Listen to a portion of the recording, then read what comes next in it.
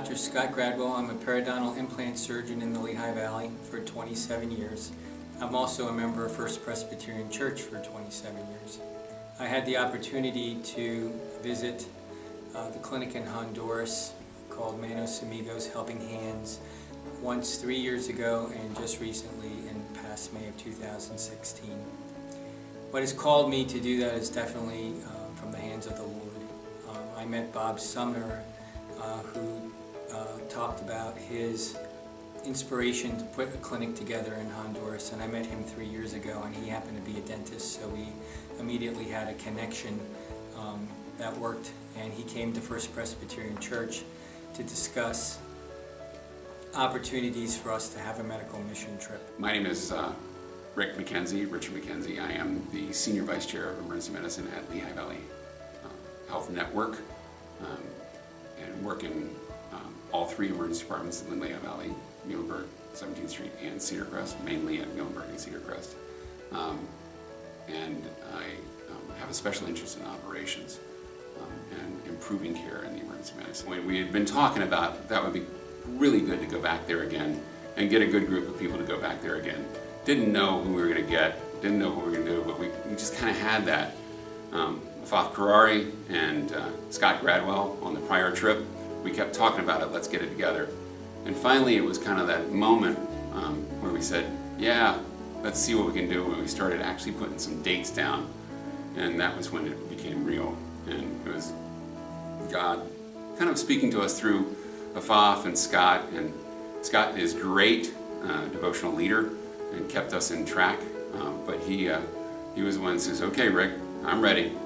And Faf said, I'm ready. And then from that point on, we heard the call again.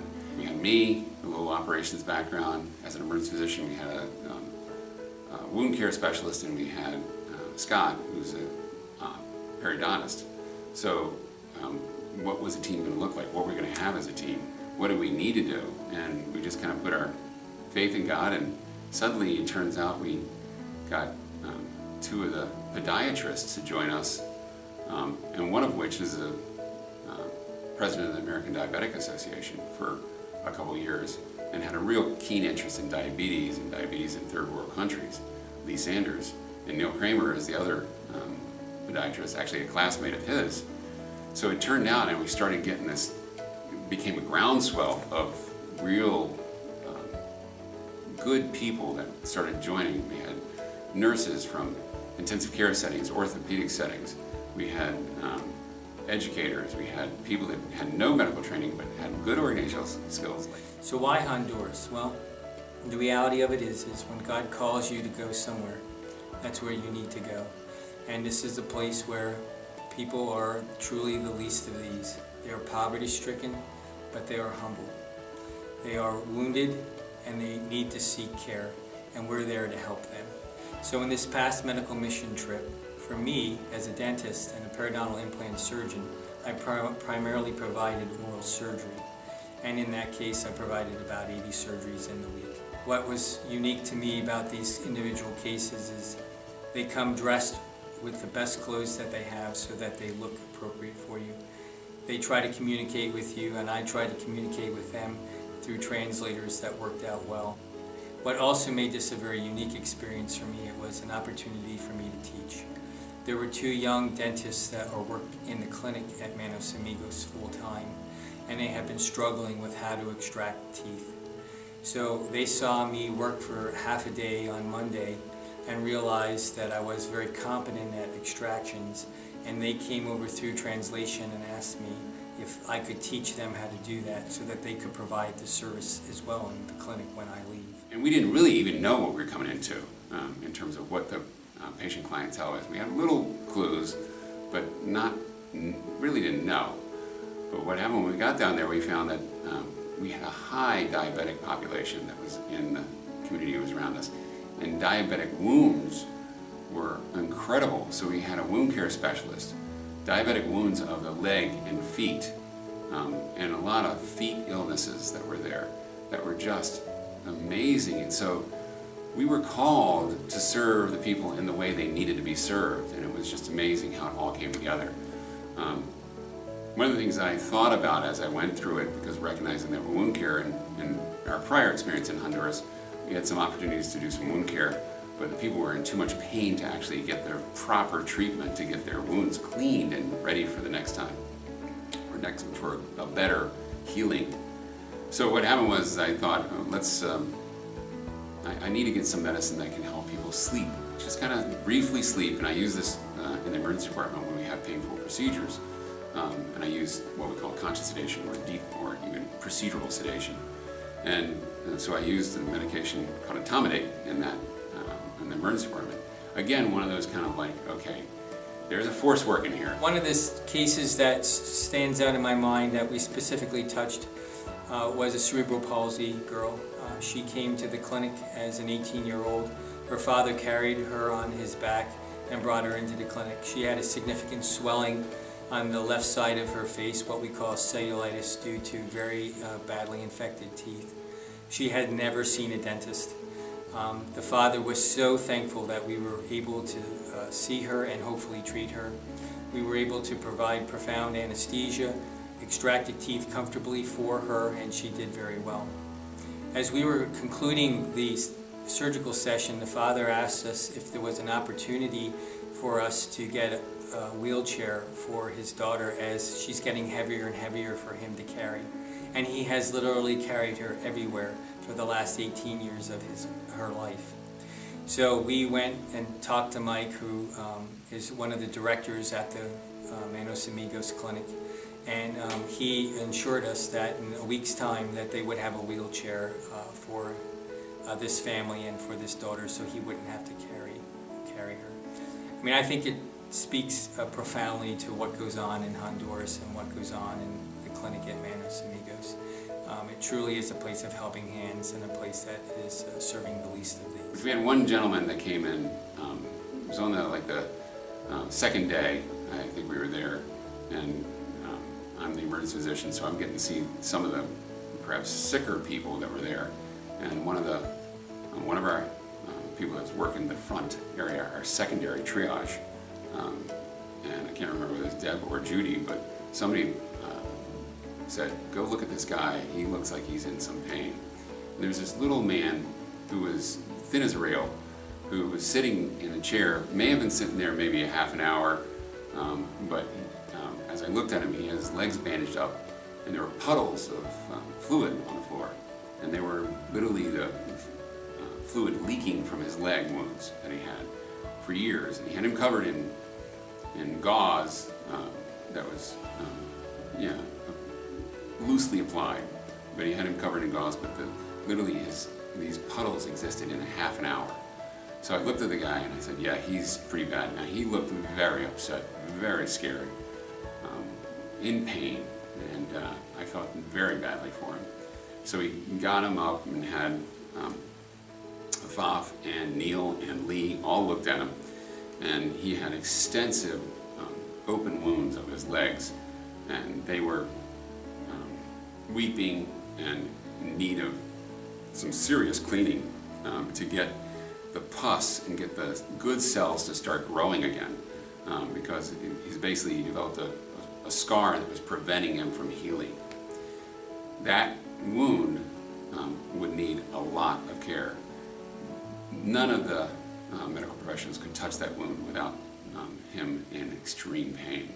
So at that point we said, let's use the etomidate and let's try and get him to go to sleep while we do it. And we recognized that this is a very brief medication. I told him we have 8 minutes on the clock to actually, while the person's asleep, to do it. So we got our nursing staff in there. They started the lines. We got everything going. So we had a nurse.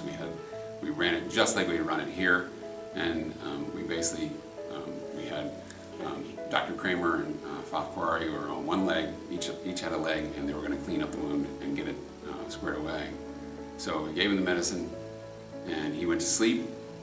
In 8 minutes, they had his wound clean, dressed, prepped, and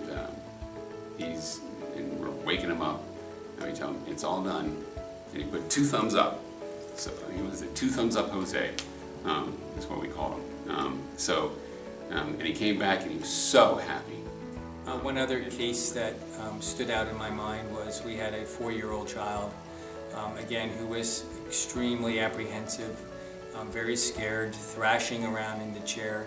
And everybody in the clinic came around her, started speaking Spanish to her so that she wasn't uncomfortable in the situation, calmed her down enough in order for us to give her an injection and make the extraction comfortable for her. And at the end, she was smiling and giving everybody hugs. Dr. Alex Garcia is the resident, or the doctor that is stationed there at the Madison Meetings Clinic. He's one of the doctors that's there. And we got a great relationship with him. I met him on the first day and I asked him about chikungunya, Zika, and dengue fever. I asked him about what he's seeing there, and we had this great relationship we built with him. And it's continuing today. We're receiving text messages from him and emails from him as he's showing us some of the successes that we had. So there was another interesting little story. A gentleman came in and he had a lump on his hand. And he actually was a really nice guy. He said, I know America. He lived in Charlotte for a period of time. So he actually could speak a little broken English, and we could speak a broken Spanish, and we actually were able to communicate. But he had this lump on his hand right there that he said, and it was a good quarter-sized lump, maybe about a half an inch tall. And so he said it came from a BB that he had 15 years earlier. But in the care in Honduras, there was no way he was going to get it taken out necessarily. He just had to have this, and it would occasionally bump and cause him pain, he said. So what I did was, I said, okay, we can probably look for this. And so I got in there, opened it up, and I was able to shell out this lump that comes out, and it was kind of a little rubbery ball, if you would. And I was able to shell it out, and I handed it over to one of our team, Nate, who was helping me and assisting me with this procedure, and I said, go ahead and cut into that and see what you see. So he cut into the lump, and out pops this BB and drops into the plate. It was very cool. So we were able to get this guy's lump taken out, we sewed it up, so he's now had this, he didn't have to deal with this lump anymore, and we were able to give him back the BB that he lost 15 years ago. So there was another case that was of great interest to all of us. And like Two Thumbs Up Jose, this gentleman was the entire team working together. And actually it became an extended team because we actually included infectious disease from Lehigh Valley Hospital and Dr. Mark Knaus, who's also a member of First Pres. So we actually included him from afar, started dialoguing with him early in the week, you should be here, and then just for fun, and then we had a patient that arrived that had a very strange series of ulcers and wounds that literally followed almost a linear basis on his left leg, which was strange. It was like something had traveled or something we couldn't put it all together, but definitely looked like some sort of infectious disease. So we called Mark, talked to Mark, emailed Mark, and then we actually sent him a video of us working on the wounds. He was able to look at it, and he showed it around to all his infectious disease colleagues, and we came up with mycetoma as a disease diagnosis. And looking that up, I agree, this is a disease, they say, of the Tropic of Cancer in that equatorial plane and across the world, and Honduras happens to be right there. So this is a disease that is a kind of an unusual reaction to either a bacteria or a fungus, difficult to say which. We did do some cultures, we got some cleaning, but he recommended that we start with Bactrim as a medicine, the same medicine we have here, to help this guy get better. Now recognize this guy has had these lesions for years on his legs, and he complained, he's 25 years old, he complained he couldn't get a wife because he had these lesions and they were kind of like not very attractive. So we gave him the Bactrim, we started doing wound care on him, and he is improving. Even today, I think Dr. Alex Garcia sent us some pictures of him and sent it to Afaf. So sometimes on mission trips like this, you may feel like you don't really have a lasting impact because you're only there for a week, but literally we are seeing some of our patients, including Two Thumbs Up Jose, whose wounds are healing, and even some of the teaching we've given Alex Garcia, he's continued to carry out those wound healing principles, and is actually doing great work to heal the wounds of his people. So our legacy extends beyond us, beyond the week that we're there. So I think that's really exciting.